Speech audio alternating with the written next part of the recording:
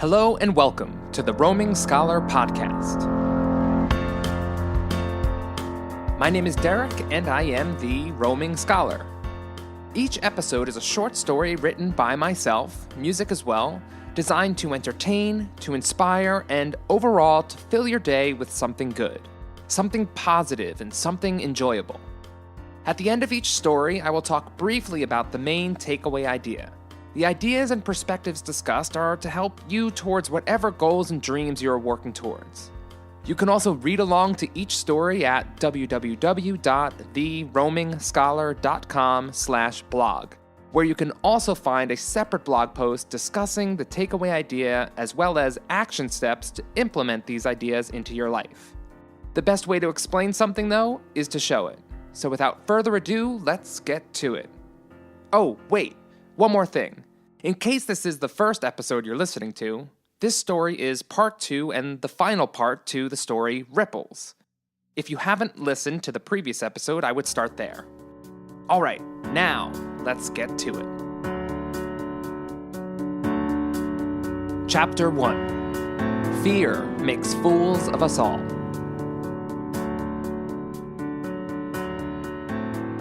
Taylor stood in the corner of the large room admiring her work.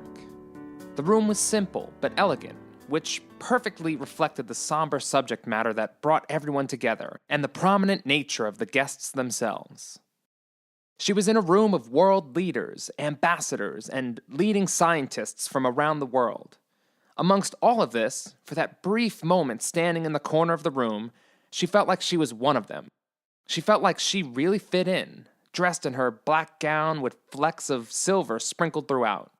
Subtle jewelry accented the silver in her dress, and her hair was done up elegantly to put it all together.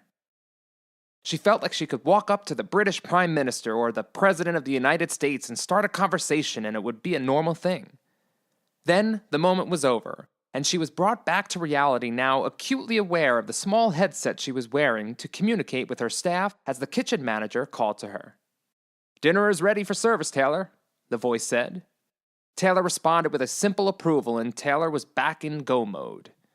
Her short moment of feeling like a guest of the event was gone, and Taylor gazed around the room for any signs of things not going to plan. Taylor didn't usually coordinate events, as she was typically just part of putting together the main vision of an event. But when the White House called to request her company to put together this event, Taylor felt she needed to see the whole thing through. So, there she was, amongst many of the most powerful people in the world, all here in New York City to discuss how to prevent the end of the world from occurring. Ever since the vision 6 months ago, the world had become a different place. Panic and fear swept across the world like a raging hurricane, and Taylor was trying to remain in the eye of the storm, trying to stay true to her newfound philosophy on life and living in the moment. Trying not to let the visions change her and take away her control of the present. This was no easy feat, but she had control over her apartment and her office, and she exercised it. Within days of the vision of blackness that everyone in the world saw at the same time, there was a 24/7 doomsday clock present on all the major media TV channels, and some even went a step further. One of them had a list of the 5 most likely causes of the end of the world, along with statistical likelihoods of each. Each day, even hour by hour, the percentages would fluctuate as new developments in the world were discovered. The flu broke out in Indonesia a month after the vision, and the percentage for disease as the world-ending cause rose from 12% to 18%, and then in 2 days fell back down to its steady 12%. It was also all anyone could seem to talk about. How can we live in the moment and feel optimistic about our future when all anyone can seem to talk about is how we're all doomed? Taylor said to Charles one night, frustrated with the state of the world. "I'm not sure," he responded.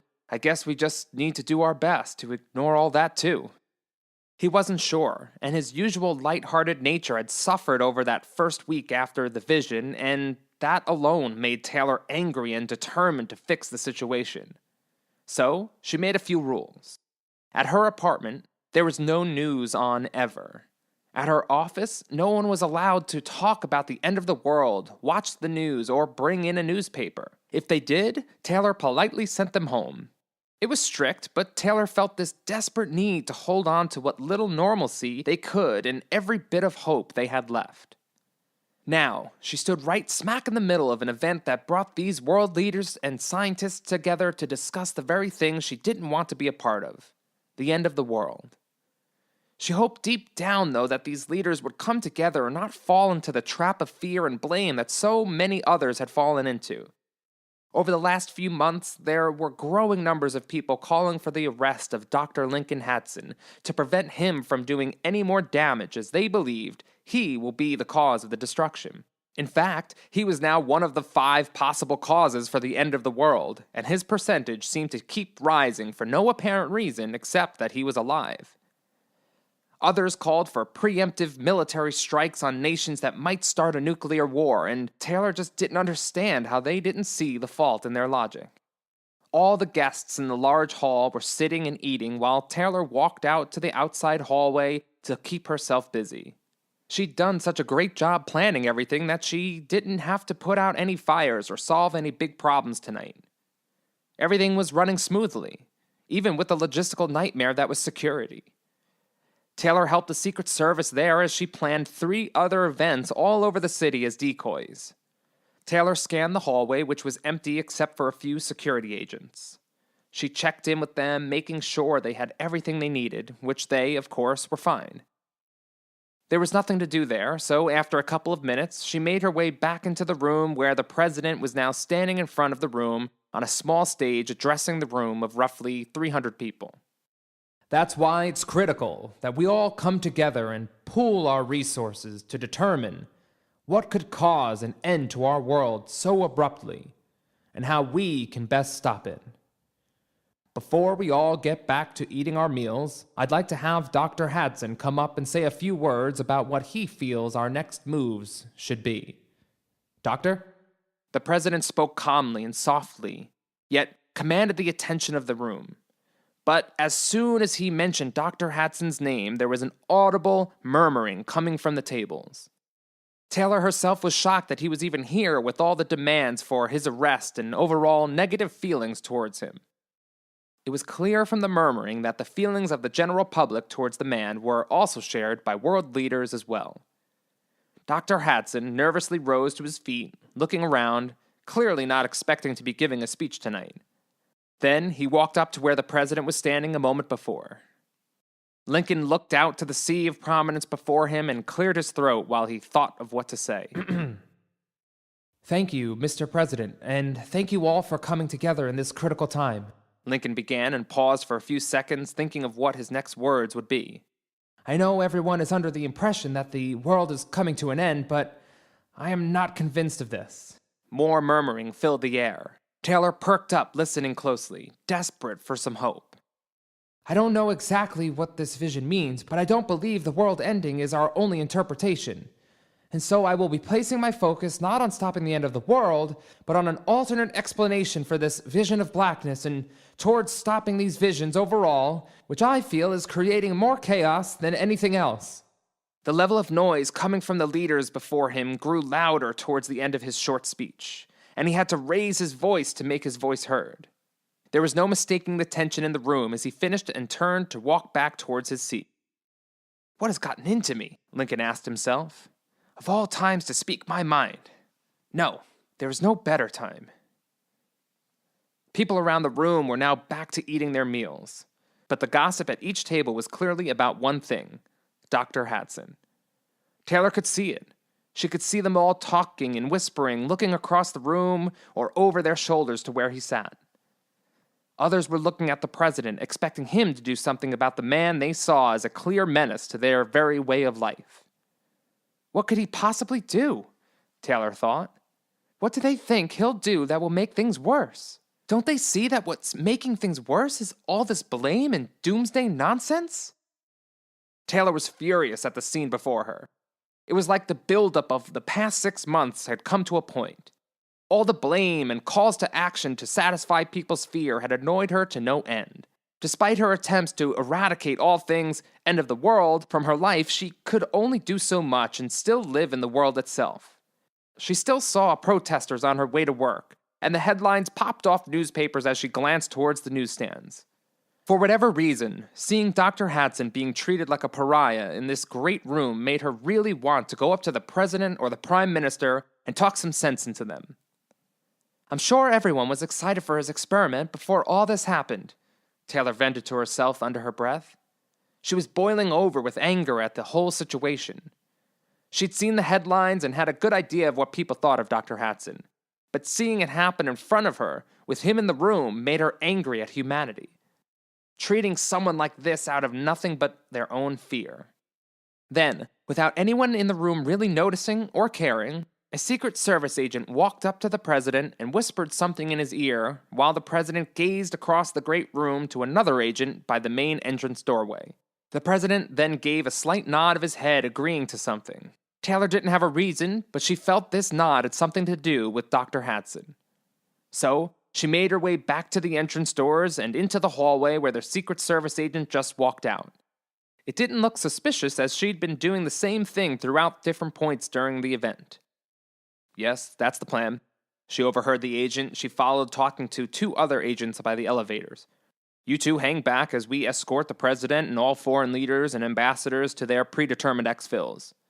Once they are secure, we will notify the NYPD of our current location for them to bring the doctor into custody." When he finished, he looked around as Taylor made her way towards the bathrooms at the end of the hall. They didn't stop her or question her, as again, they were all familiar with Taylor. When she got to the bathroom, she wanted to scream, but instead calmly walked to the sinks and let out an angry huff while resting her hands on the counter.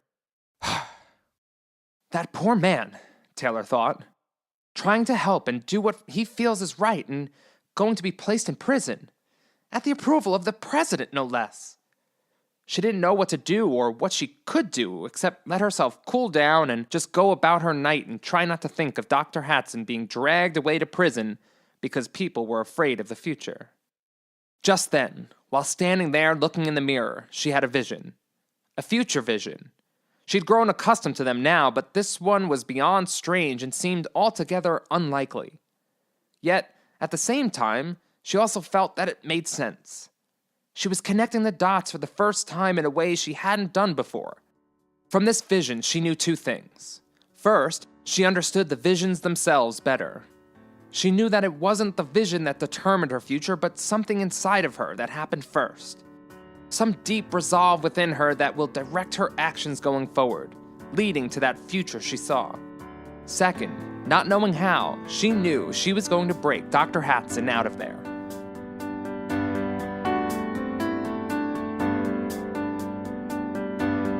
Chapter 2. It is our choices.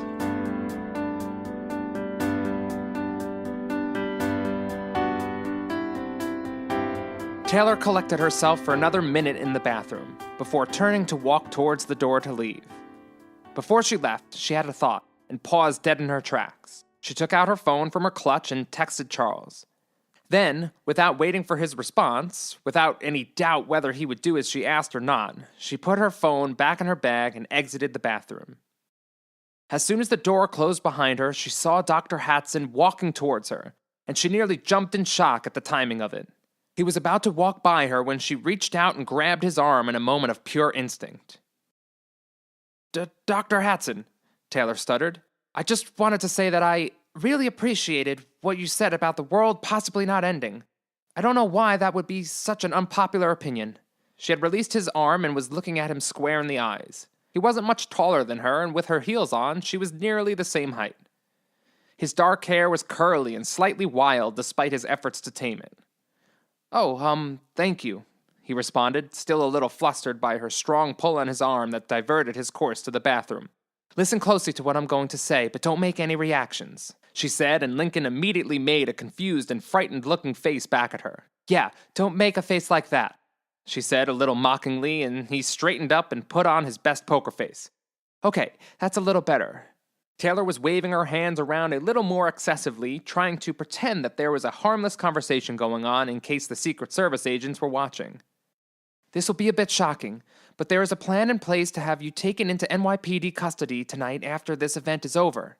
Your face, Doctor," she reminded him with a little annoyance in her tone now. "I'm sorry," he said. "I just didn't think they'd actually—" I get it, Taylor interrupted. But that all doesn't matter right now. What matters is I can get you out of here and keep you from being a prisoner while the world implodes around us all, Taylor said, speaking with more assurance now. But from the vantage of the Secret Service, she looked more like a groupie trying to get an autograph or maybe doing some obvious flirting. Okay, he stuttered, still failing miserably at his poker face, and Taylor just rolled her eyes at him. Just make your way to the entrance of the kitchens as soon as dessert and coffee starts coming out, and I'll take care of the rest. She was about to turn and walk away when she faced back towards him and said, "And please try harder not to look so suspicious when you make your move." He just nodded back to her, and she made her way back towards the main entrance to the hall, and the Secret Service didn't give her any looks that said they were at all suspicious of her. Why would they be? Taylor reasoned to herself, trying to calm down her racing heart. Then she continued to make a plan in her head. Okay, the two obvious things are out of the way. Getaway car, thank you, Charles. And the only exit we have a shot at is the service exit. Now what? It took her maybe 2 minutes to piece together all the remaining details in her mind, and she was confident her plan would work. She was an expert at organizing a vision in her mind, a master at planning events, timing the movements of people, the execution of tasks, and so on. It seemed her career as an event planner had also given her the perfect toolset for her new endeavor. About 30 minutes later, everyone's dinners had been cleared off the tables and the guests were given ample time to digest. It was time for dessert. Taylor took a deep breath and got on her headset to the kitchen manager. "Tom," she said. "Yeah?" he answered. "You can send out everyone to start handing out desserts and coffees now," Taylor said. "And make sure our staff includes the Secret Service agents. They've been standing at attention all night. They could probably use a cup of coffee and maybe a little dessert." "Sure, Taylor, but I thought we were supposed to ignore them," Tom said. "I know," Taylor replied, "but it seems silly and they can always say no. Also, could you maybe take over for me out here? I'm not feeling well and might head home a bit early." "Okay, sure, no problem. And consider it all taken care of, Taylor," Tom finished. Taylor smiled and sighed, and within 30 seconds, servers started to pour out of the kitchen door with plates of desserts and coffee mugs. She made her way towards the kitchens and, glancing over her shoulder, saw that Dr. Hatson was following suit, doing a much better job at looking casual than before. Taylor stood by the doorway to the kitchen as Tom exited. She said her goodbyes, and he made his way into the room to ensure everything was going smoothly. Just as Dr. Hatson arrived at where Taylor was, servers were presenting the Secret Service agents with cups of coffee. In that brief moment of distraction, she pulled Dr. Hatson into the kitchen. It was mostly empty except for a few cooks who were focused on plating desserts. She said nothing to Dr. Hatson and just turned him towards the side opposite the chef's where the service entrance and exit was. She grabbed up a spare, traditional white chef's uniform hanging on a hook and finally turned to Lincoln. "Take your jacket off and put this on," Taylor commanded while holding out the uniform in her hands. Lincoln did as he was told, as he had no other ideas of how he was getting out of there. Next, she reached over to the nearby counter and grabbed up a dirty dish and with no hesitation, wiped it with her hand and then wiped her hand on the white uniform, dirtying it up. Lincoln started, "What are you?" Then he stopped as he answered his own question. When she finished messing up his uniform, she looked at him with a serious expression. "Okay, now you need to exit on your own," she began.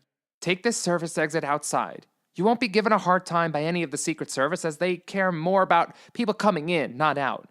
And they won't look too closely at your face since they wouldn't be expecting you to be doing this at all." Lincoln just nodded along, eyes wide and focused to her fast pace. "When you exit, you're going to go west until you hit 7th Avenue. Take that north to Central Park and go inside the park a little ways and I'll meet you there." She looked him in the eyes to see if he comprehended her instructions. "Got it," he said with a nod. Then before he turned to leave, he asked, "Why are you doing this?" "No time for that," she responded, and she pushed him through the door.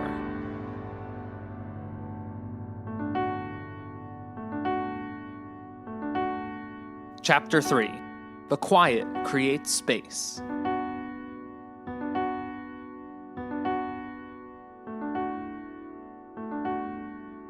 "Okay," Charles began, finally filling the silence of the car that had been quiet for the last half hour. "I think I've sat quiet long enough. What is going on?" he asked, turning his head to look at Taylor for a brief moment before facing the streetlight-covered highway ahead of him. After Lincoln left through the service exit, Taylor made her way to the elevators and said goodnight to the Secret Service agents. She met Lincoln in Central Park and led him back out to where Charles promised he'd be waiting in his car. With a promise she'd explain everything later, Charles simply took her instructions of where to drive in spite of his confusion and curiosity for where they were going, why they were going there, and who this other man was that he was driving. "Well, this is Dr. Hatson," Taylor began and looked towards Charles to see how he'd react. He didn't do anything, so she continued. "He's the scientist from CERN who gave the announcement 6 months ago when we all had the vision." Now, Charles turned to face her with a really confused and shocked expression, and the car began to slow down a bit. "Okay, and why are we mysteriously driving in the night? And why are we driving him?" Charles asked. "Because," Taylor paused, "they were going to arrest him and throw him in jail for no reason. And I had to do something because it's just wrong, and I'm tired of seeing so much wrong being done for no good reason. I had to do something." She spoke frantically and quickly with barely any pause to prevent Charles from interrupting. She felt if she could just get it all out there, he would understand. "So, what are we, fugitives or something?" Charles said, now glancing in his rearview mirror to Dr. Hatson in the back seat, who was still as a board and saying nothing. "Well, technically we didn't do anything wrong, per se," said Taylor. "I mean, he wasn't arrested yet, so we haven't done anything legally wrong." Taylor concluded her reasoning, and Dr. Hatson leaned forward in the back seat to speak for the first time since leaving the hotel where the event was. "I didn't do anything legally wrong either," he said, and the meaning of his statement sunk in. Right and wrong were not what they were up against. They were against the outcries of a fearful mob. "Listen," Taylor finally spoke after a couple minutes of silence, looking at Charles. "I don't know where this path leads or what trouble it might bring us, but tell me it wasn't the right thing to do. That's all we can do, remember? We can only do what we feel is right." Taylor finished and looked towards Charles, hopeful. He kept looking ahead at the road and then glanced over her way. "Where to?" he said. Charles pulled down a long dirt road lined with trees, which eventually opened up to an old farmhouse. It was Taylor's house in Walden, New York, where she grew up as a kid. She hadn't spent any time there since her parents passed away 5 years ago, but she paid the bills and kept it cleaned. Taylor didn't have the heart to go there or rent or sell it. When they were all inside, Taylor turned to lock the door and then back at the open living room before her. Finally, Taylor gave herself a moment to breathe and also a moment to take in what she'd done. She hadn't really paused to think about the consequences. She had acted on pure instinct and gut, on intuition. There, in that moment of contemplation, she had the vision she had been expecting as she caught up with the future vision she had in the bathroom just a few hours ago. She saw herself in the mirror, and she could see the anger on her face when she was thinking of how they were going to arrest Dr. Hatson. Then, as always, back to the present scene with Dr. Hatson standing in front of her and Charles sitting on the couch, both looking to her for the next step. "Thank you," Lincoln burst out, breaking the silence of the room rather awkwardly. "I haven't said that yet, and I just wanted to, well, say that." Taylor just nodded with a grin. "Dr. Hatson," Taylor started. "Lincoln, please," he interrupted her. She nodded her head and continued. "Lincoln, tonight you were saying you think there might be an alternate way to view the vision that we all saw. Is that just a hope, or do you have a reason for feeling that way?" Taylor said, and Charles shifted forward on the seat of the couch, anxious for his reply.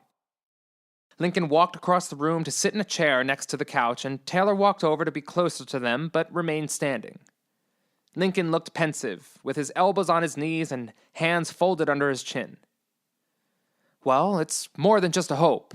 The first thing you need to understand is the main principle behind how we can have these visions in the first place."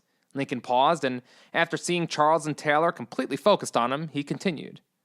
"There is this thing called entanglement, where particles that have once come into contact with each other become entangled with each other and can then affect each other, or you might say communicate with each other over any distance instantaneously. Now, if you spread that distance further and further and further, eventually you get the idea that they are entangled across time itself." Again, Lincoln paused to see if Charles and Taylor were following along. They were quiet and still focused on him, so he kept going. Okay, so now the next stretch to make is that every particle in your body right now will be entangled with every particle in your future body and your past body for that matter. From here, it gets really complex when we think about if that means our future is determined or not, and that part is not important right now. What matters is that you understand the basis for how we are able to seemingly send and receive messages in a way from past to future and vice versa. Now, here's where we get into the more than just hope bit. Lincoln paused, not for effect, but just to make sure he was explaining himself correctly. These two people before him were two in a handful who had ever even listened to his ideas after the vision occurred. He continued to his finale. If we are receiving a message from our future bodies, then our bodies have to be there. Of course, some might say just our particles have to be there, but I believe that for us to have this connection, our bodies need to be in a similar state to what they are in now. Otherwise, the entanglement might be too weak and too spread out. It might not be the best piece of hope you've heard, but a part of me just knows that the world ending doesn't make sense. Our final visions would have all been at least slightly different because we would all experience this differently. This is all the same experience, and therefore I feel it must be something different. He finished the last bit without pausing for a breath, excited to explain and hopeful they would understand. Okay, Taylor said, almost immediately after he finished. I'll buy that. So now, what could the vision mean? Lincoln was taken aback being trusted so quickly, and then his mind went blank. I guess I never thought that far ahead, he said, and Taylor looked a bit disappointed. I've been spending my time trying to just convince people the world might not be ending, and even hiding out from crazy people blaming me for ending the world in the future. I have one thing to add to this that I experienced tonight, Taylor said. So far you've talked about how the future is communicating back to us, but truly it is our present that is leading to our future, right? She said. Well, yes, that is true, Lincoln replied, feeling and looking a little foolish that he hadn't been thinking about something so obvious. Charles leaned back in his seat, folding his arms and grinning at Taylor lecturing one of the smartest men in the world. Taylor continued. Tonight I had a vision of the three of us, here, before I made the clear choice to help you escape the event in the hotel. The same kind of experience I'm sure we've all had. A vision of the future that we're not sure how we'll arrive there. But this time it was different.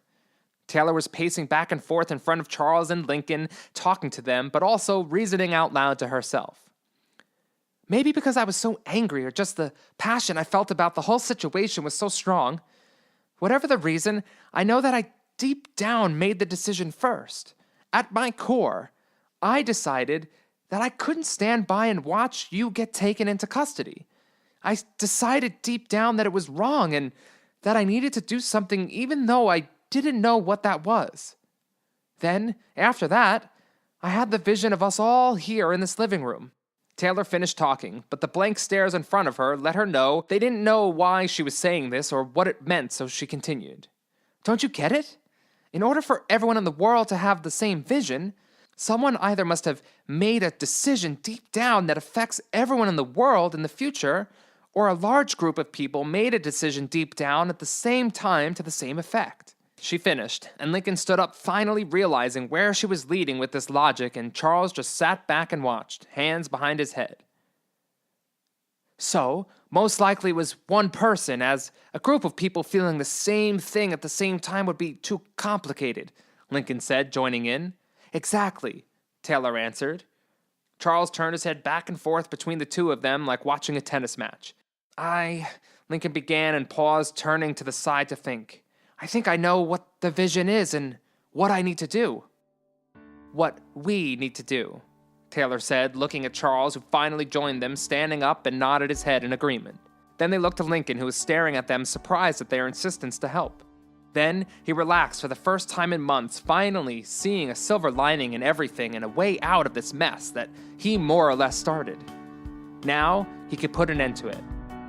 Okay, Lincoln said. Then we need to get to Switzerland.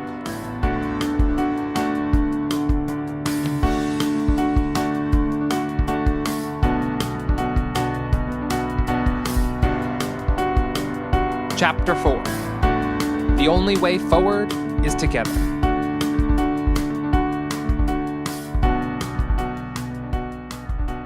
The plan to get to Switzerland was actually quite simple. It was simple because of Lincoln's colleague, Gustav.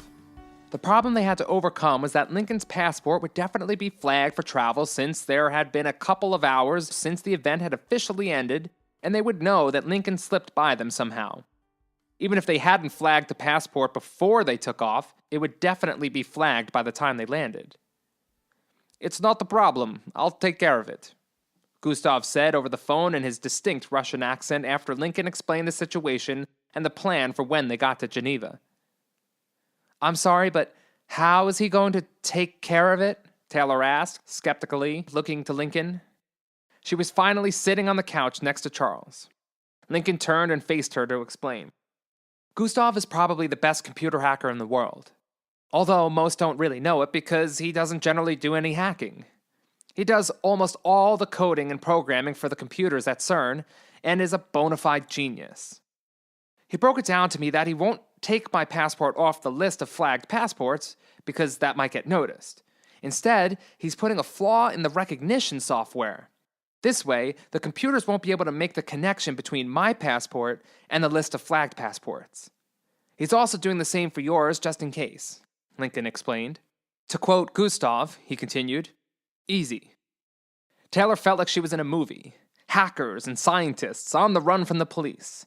It was ridiculous in her mind, but in her heart, she still felt like she was on the right path. She was grateful to have Charles by her side, and Lincoln's faith in his friends and colleagues was reassuring. The three of them didn't sleep all night as they were back on the road shortly after they arrived at the farmhouse to head to the airport. By the time they landed in Geneva, Switzerland, and arrived at Gustav's apartment inside the city, it was dark again. And Taylor, Charles, and Lincoln were utterly exhausted. They ate a quick meal, which Taylor could barely remember eating, before all falling asleep as soon as they found a suitable, cushiony surface to lay down on. Taylor felt like she got beat up when she awoke the next morning. She groaned as she lifted herself up and out of the spare bed she slept in. She made her way to the kitchen following the smell of coffee and bacon. Charles, Lincoln, and Gustav were already awake and sitting at stools drinking their coffee and watching the news. They all turned as she walked in the room, and their faces didn't have the cheerful, good morning expressions she was expecting. "It's not looking good," Lincoln said first. "Yeah, it seems we're all wanted men, and you're a wanted woman," Charles added as Taylor walked over to see her face, along with Charles and Lincoln's displayed on the TV while a news anchor explained the situation. It was reported that Lincoln was on a mission to run further experiments that could jeopardize the world, and herself and Charles were accomplices with an unknown connection to Dr. Hatson. Lincoln walked over to speak directly to Taylor. "There's no way for them to know that we are here," he said, sounding apologetic. "But they are reporting what they fear I'll do, and, well, they happen to be right. I am here to run another experiment," Lincoln said, and everyone kept quiet as they could see him working a problem in his head. "The real problem is that I need to get into CERN and run the LHC, the particle accelerator. And there are the obvious security guards, but also a mob of people picketing out front daily." Lincoln spoke very systematically, just laying out the facts. Taylor watched as Lincoln played out more details, more problems, and what needed to be done. He worked similarly to how she worked planning an event. Just lay it all out and then solve one problem at a time. After about 15 minutes with some back and forth with Gustav, Lincoln looked up at everyone with a grin. "I think we could do this," he said. It didn't take much convincing for Lincoln to get the few colleagues he needed to meet at Gustav's apartment to discuss how Lincoln could end these visions and what he needed from them to do it. "Okay, Lincoln, let's hear it," said Albert. He was tall, with blonde hair and blue eyes. He was born in Switzerland and one of the brightest minds of the day. He had been working at CERN for over 20 years and was more or less the mayor of the place. He knew everyone, and everyone knew him. Next to him on the couch sat Gustav, and then next to him sat Thomas. Thomas was a French native and handled all the materials for the experiments they had run at CERN. He knew what they needed, how much they needed, and how to properly store the materials and transport them. It could be a dangerous job as some of the things they worked with could be highly explosive. And it just so happened that what Lincoln needed now was something highly explosive. The three colleagues of Lincoln sat next to each other on the couch while Lincoln stood before them like a teacher presenting to his young students. Taylor and Charles looked on from the kitchen, and Taylor smirked at how the scene looked. Thank you all for coming to hear me, and thank you for not joining the mobs, Lincoln started. They're crazy, Lincoln, Gustav reassured him, and Lincoln gave him a nod. As I said to all of you over the phone, I think I know how to stop these visions from happening, and I think if we do it, it will solve the mystery of the vision from 6 months ago as well. Lincoln was in his element, amongst his friends and amongst scientists. The man who was on the TV speaking to reporters 6 months ago was a different person than the one Taylor saw in the room now. The three men on the couch were intrigued and at full attention. We've all discussed the entanglement theory with our past and future selves, and I know we are all on board together there. So here's what I'm thinking. Our initial experiment obviously opened up a connection so that we can witness what we witnessed in the past or future. But do you remember the very first time we all saw a vision? Lincoln paused and looked to his colleagues, awaiting the reply he wanted to hear. Do you mean what you called the shimmer? Albert asked. Yes, Lincoln replied, excited. Right after we ran the experiment and created whatever new particle or energy, we saw that shimmer. It wasn't a vision, but more like showing us the opening of the connection itself. It was transparent, but we all knew we were looking at something. So if we can close that connection, I think we might see the exact opposite. We might see a shimmer, but one that is completely dark, because there would be nothing to see beyond anymore. Lincoln paused for a moment to breathe and collect his thoughts. Albert, Gustav, and Tomas sat silently, all contemplating what Lincoln just said. Taylor and Charles doing the same. The silence lingered for a moment before anyone said anything. Tomas was the first to speak. So, how do we do this? He said. What we need to do is simple, Lincoln began, but how we get it done will take some tinkering. Here's what I'm thinking.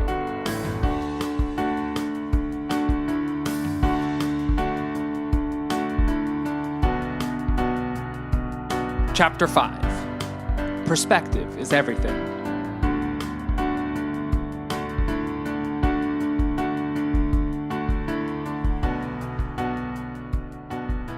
Her job was done, and although she knew they were right to not bring her along, Taylor felt a bit sad that she wouldn't get to break into CERN or help turn on the massive particle accelerator. To bring her and Charles along would mean having to sneak in 2 extra people who have never been to CERN and didn't have any credentials. It just made sense, and she knew it even if she hated to admit it. She had felt exhilarated breaking Lincoln out of the event in New York City and escaping to Geneva, and in some ways didn't want it to end. Yes, her and Charles would be playing lookout, but that wasn't really a job in her mind, even if it should be done. Before they all left Gustav's apartment to execute their plan, Lincoln pulled Taylor aside. Listen, I just want to say thank you again for helping me out of New York and also helping me connect the last piece of the puzzle, he said, and Taylor looked a little confused.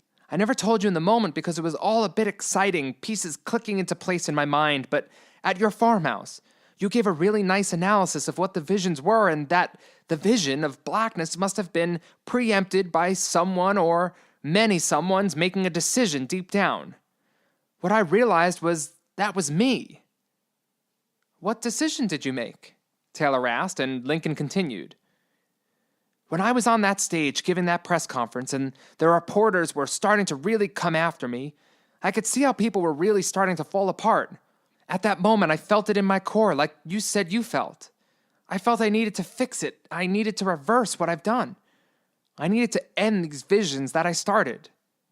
That's when we all saw blackness.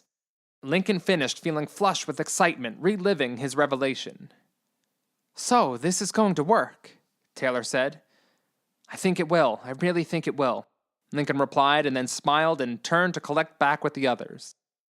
Then they all left the apartment together, knowing that after this was done, they will have changed the world again. Taylor sat with Charles in a coffee shop across the street from a small side entrance to CERN. From there, they could see the 4 scientists approach the security guard there to gain access to the building. Lincoln's once curly hair was cut short in an attempt to disguise who he was by appearance. Albert's mayor-like status and Gustav's computer skills would take care of the rest.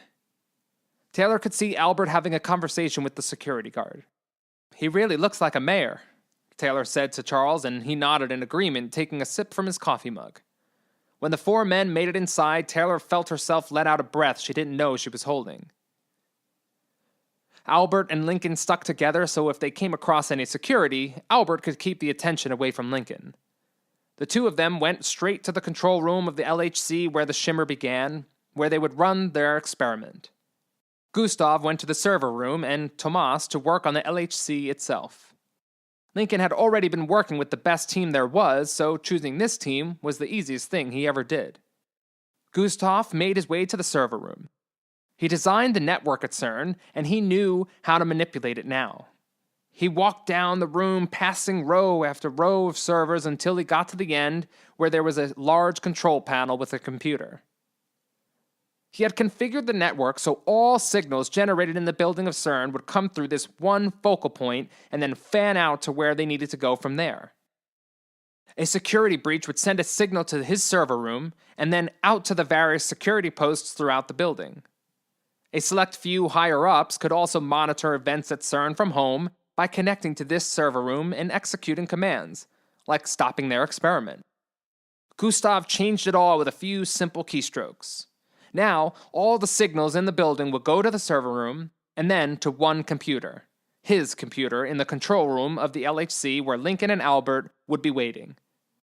If someone tried to shut down their experiment, again the signal would come to their server room, and then to his computer, where he could easily stop it from happening. Gustav even had the server room doors set to lock and only be opened by a code from his computer. He had it all thought out, and he was in and out of the server room in just a couple of minutes. Easy, he muttered to himself as he left the server room, doors locking behind him. Tomas had sweat dripping down the side of his face as he lifted the canister from its holding place. It was a very secure canister that could be dropped down an elevator shaft and still be fine, but what it contained inside made Tomas move slowly and cautiously nonetheless. If there were a fault in the canister, he would be a goner instantly, as would the entire building he was under. Inside the canister was a small mass of antiprotons, antimatter that the CERN laboratories had created to run other experiments. They had never been used in the LHC before like they were about to do, and Tomas paused for a moment contemplating what he was willingly participating in, then continued. Soon after, he had the canister inserted into the LHC and he was off to join up with the rest at the control room. "How long has it been?" Charles asked. "Almost an hour," Taylor replied, and Charles turned back to watching the people on the streets. "Charles," Taylor said. "Yeah?" he replied. "Do you think things will go back to being normal again?" she asked, and Charles turned to face her, looking more serious than ever before. He thought for a moment before responding. "No," he said bluntly, then continued. "But I don't think that's the goal, to stay the same. I think we're meant to learn from it and hopefully grow from it, but I think it'll take time." "But no one will have to be afraid of the world ending or visions to throw them off," Taylor said. "True, but people will always find something to fear, and some will keep fearing the end. But again, I think when things settle down a bit and people can look back and learn, we'll move forward and be better in the end. But things won't ever be normal or the same, and I think that's a good thing." "You're a very wise man, Charles," Taylor said, smiling. "I know," he said, laughing in his typical manner, and Taylor now felt hope that he was right and that the world would find its way back to something good and then forward to something better. Albert, Gustav, Tomas, and Lincoln were all together in the control room, and all eyes were on Lincoln. "Okay, we're going to be doing things exactly the same as before, just with antiprotons instead of protons.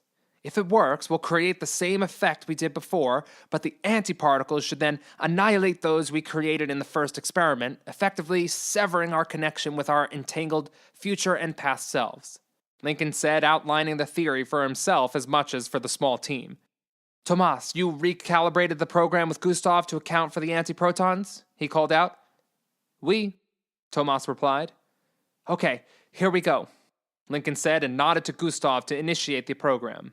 Almost immediately, sounds from the massive LHC started to fill the room like a low hum. Within a minute, Gustav announced to the room they were already trying to shut it down from the outside, but his master plan was working.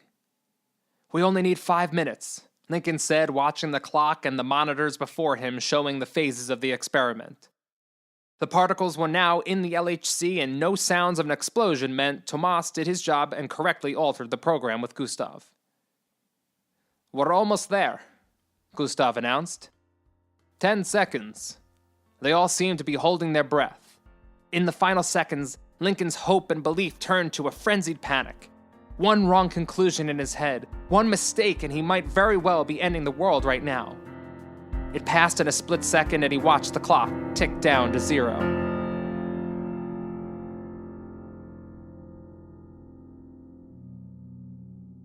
Chapter 6. Back, then forward.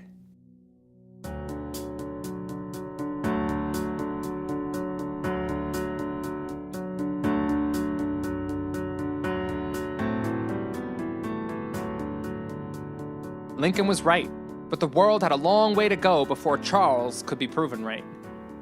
It seemed the world had gone backward a bit further in certain ways since Lincoln's second experiment negated what his first had done. When the clock hit 0 that day, less than a second later it happened exactly like he thought it would. The antiparticles created somehow found and annihilated the original particles they created with the first experiment.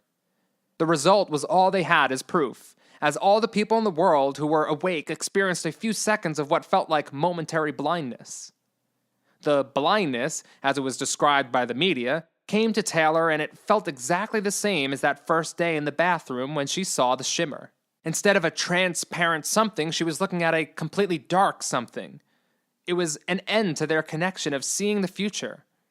When it was over, and she looked at Charles and then to all the people around her, the reactions were almost the same as when they first saw the vision of blackness on the rooftop.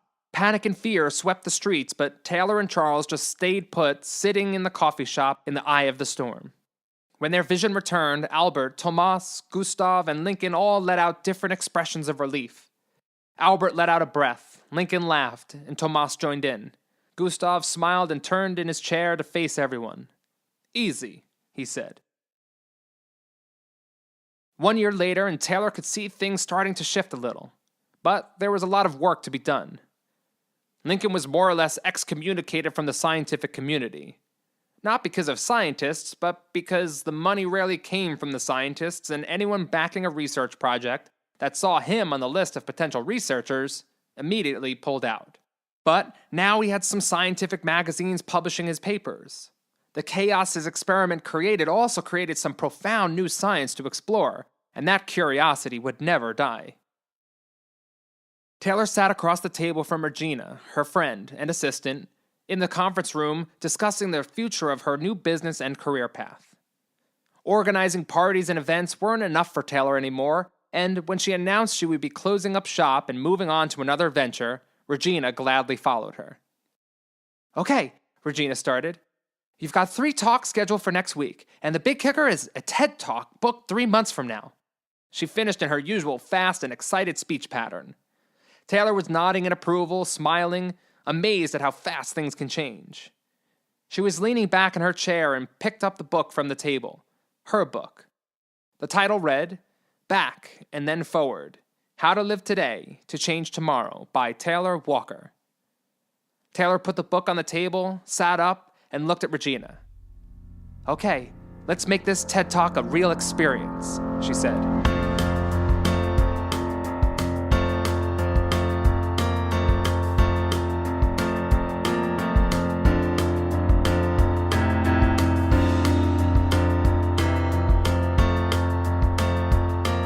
You made it! A whole month cliffhanger and you made it through. I want to start by saying thank you for listening, and I hope you enjoyed Ripples. The goal of this podcast is to fill your day with something good, something enjoyable, entertaining, and hopefully something to think about to improve your life and to make the decision to go after whatever goals and dreams are in your head and in your heart. Last month, we talked about the ripples of our actions and the ripples of our inactions. We talked about how we are always changing the world no matter what our intentions may be. Everything we do and don't do sends out a ripple that affects the world. So, what is part 2 all about? Let's dive in. The biggest obstacle we will always face is fear. If there is any reason we are not living our lives the way we desire, it is because of fear. Fear stops us from taking action. Fear makes us take strange and many times self-sabotaging actions. As the title for Chapter 1 of this episode said, fear makes fools of us all. The first important part there is us all. Everyone gets afraid. Everyone. Some just know how to deal with it better than others. Some have learned how to force themselves to act when they are afraid because they know this fear is what lies between where they are and where they want to be. But the other part is, the part this episode was focused on, is how fear makes us turn into fools. When we make an excuse to not do something we want to do or to delay action, we will come up with some great reasons, won't we? Really excellent and sound reasons to pause, to wait one more day.